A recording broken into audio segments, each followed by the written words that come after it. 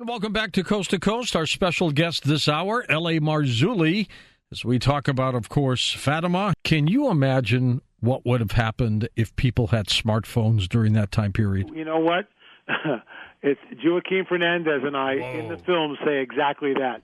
Can you imagine if everybody had smartphones? What great video we would have had and pictures. Now, none of this, L.A., takes away from the possibility of a divine creator, does it?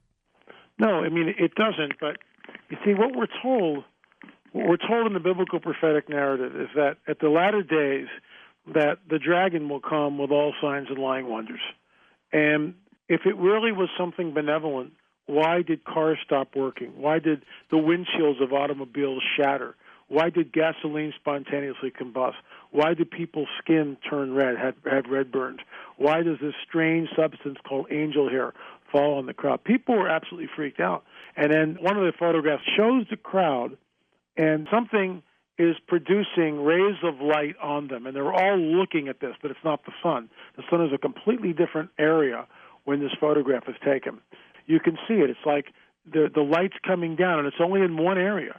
It's like someone's got a high-powered flashlight and going, hey, look at this. If this was a UFO visitation, why did it stop, and why did they come here? Well, it didn't stop, and that's part of the problem. That's why, and talking about this incessantly, Fatima sets a precedent for what's happening right now in modernity for people just to accept it.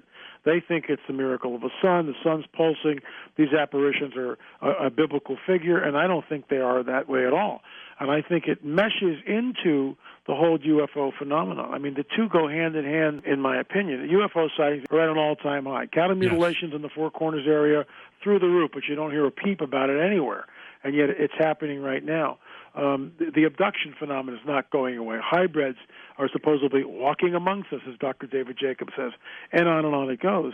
And unfortunately, the events at Fatima, in my opinion, and the apparitions and so-called sun miracles that are happening today are all part of the end-time mix. It's all meshing together. Why the three children, L.A.? Well, there's actually a fourth. Really? Yeah, there's a fourth witness that saw an entity that gave her testimony. She was 12, so she was a year older than Lucia at the time. Her name is Carolina Carrera. And again, this is the stellar work of Fina Diarmata in the Fatima archives, poring over the handwritten documents from 1917, and she discovers this story that there was a fourth seer, there was a fourth witness who had an encounter with this little child with long blonde hair. Couldn't tell whether the child was a boy or a girl, communicating with her telepathically, telling Carolina to come, but she won't come. And this entity appears underneath exactly the same tree that the children would later see the other apparition over. So Carolina doesn't come. She looks back. She's tending sheep. The sheep are like paralyzed. She looks back at the child. The child's no longer on the ground. It's floating above the treetop.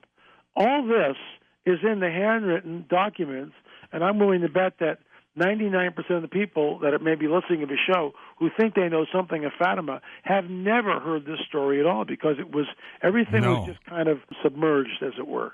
The apparition that people apparently saw, what do you think that was? Well, not the object, but the apparition. Yeah, the apparition. The children describe this. It's very strange. It's a small entity. It's a woman holding some sort of a sphere. It's not a heart. It's a sphere, okay, in her hand. And she's got some sort of like a quilted robe. And here's the deal. She's wearing a short dress that's just below the knee. And this is heresy. In 1917, women wore dresses that went down to the ground. I mean, so she's not looking anything at all like the biblical Mary that we have. And look, I realize this is a hot button issue. When you start probing this and pulling the covers off, what really happened, people can take offense because they believe it's one thing. But what if it isn't? Right. What if it's not that thing? What if it's something else? And that's why we go not to the 1923 records or the 33 or the 45. We go to the 1917 handwritten documents from the witnesses. This is what they said they saw. The whole idea from Mary comes from a statue maker. The statue maker has nothing to draw from. So he makes a statue from another statue and presents it to the children. How do we know that the visitation was benevolent? What if it wasn't?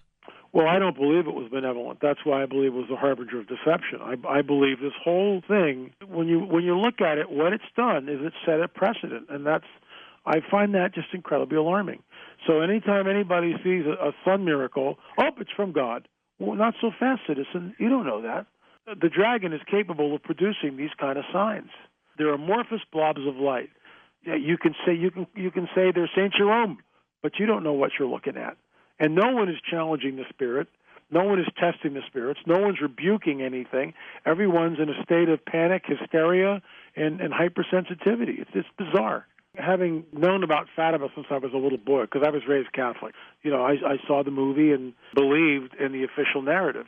But as an adult, when I began to explore it, as a born-again spirit-filled Christian and as a frank supernaturalist, and looking into this type of phenomena, all different types, I found that it's a whole different thing. So, again, people can believe what they want to believe, but in my opinion, it had nothing to do with Mary of the Bible. And I revere Mary of the Bible. I mean, she's an amazing figure, but I do not believe she's appearing in the world today. And I realize that some people take offense at that, and that's fine, but I don't think the events of Fatima had anything to do with Mary of the Bible. And talking to the witnesses and pouring through the voluminous data that we uncovered, all the interviews that we did with people, and these are all PhDs. Not that PhDs know everything, but these are pretty smart guys.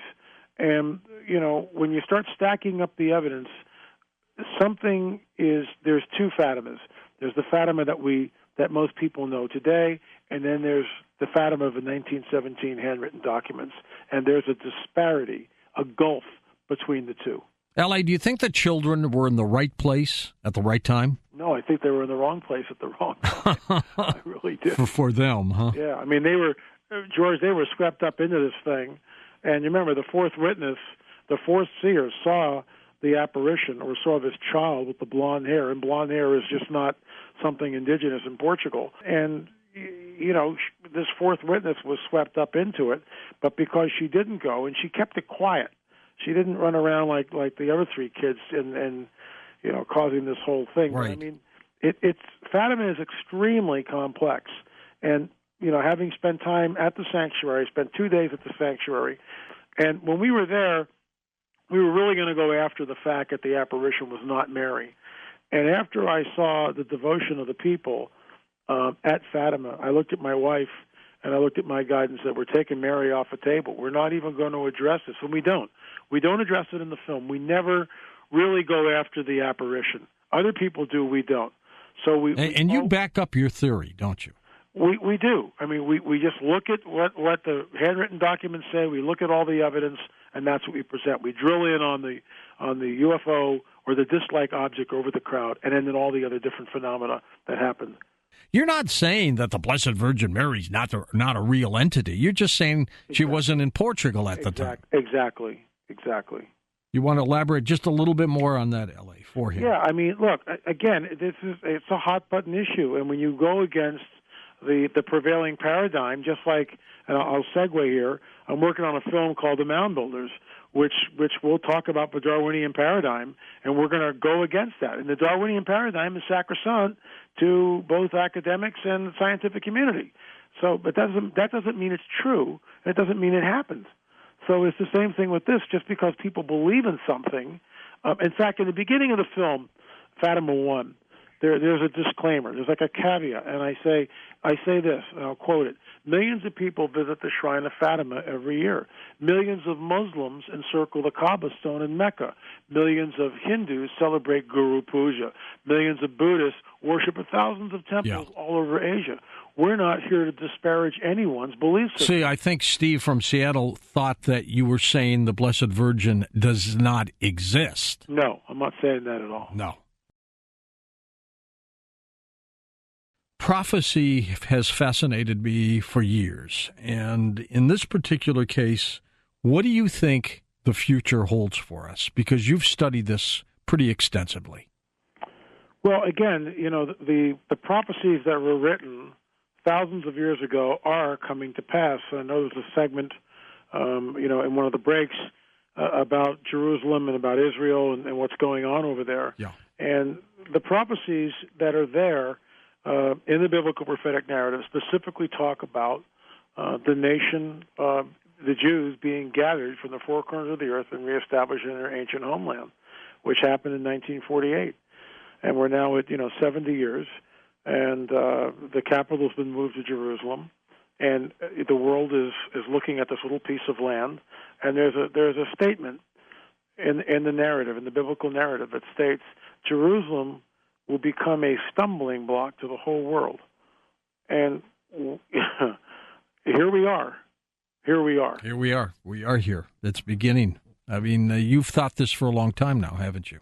Yeah, I mean, I track it. I track it every day. It's just part of what I do as a watchman, as a researcher. I think we're looking at some ancient prophecies that may be fulfilled very shortly. Damascus, Isaiah 17 is one.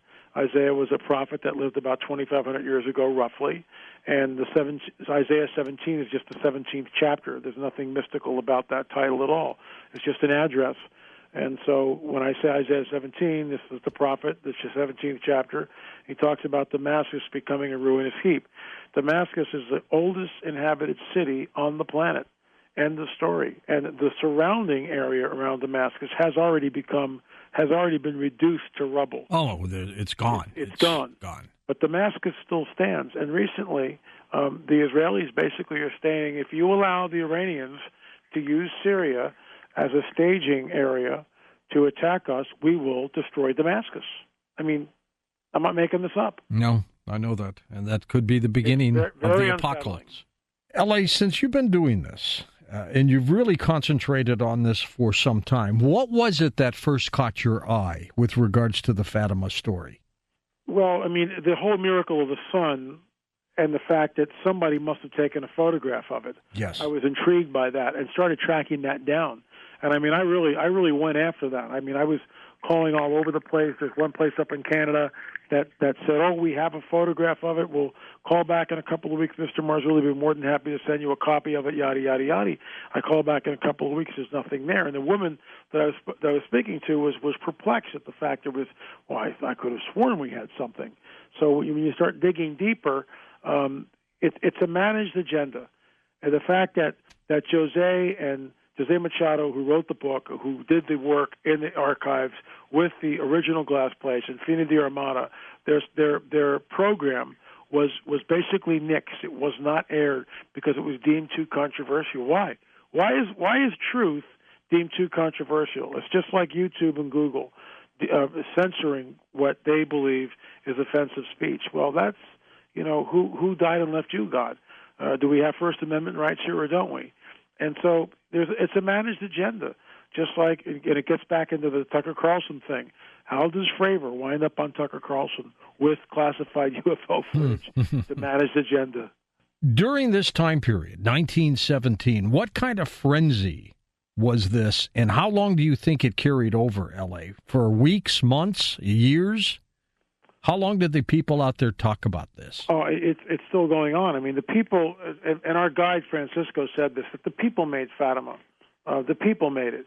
The people constructed the first church, the chapel that was there, and then it was burned down by vandals. They built a chapel where the sighting was? Exactly. Uh-huh. Exactly. And then later reconstructed in that chapel. The reconstruction of the chapel is there today. But it became huge business. And I say, again, I'm just saying what we discovered when we went over there. There are store after store after store of icons of Mary and Jesus wherever you go. So it panders to a particular narrative, and people, again, can believe what they want to believe. I'm not challenging that. Believe what you want to believe. What we're stating is what happened at Fatima.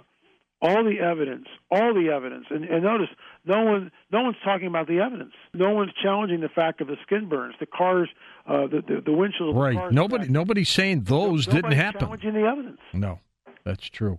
And if you don't challenge the evidence, don't you have to ask the obvious question? How did this happen? Bingo. Would you love to have lived during that time period? You would have gone crazy down there. No, I would not have. Gosh. No.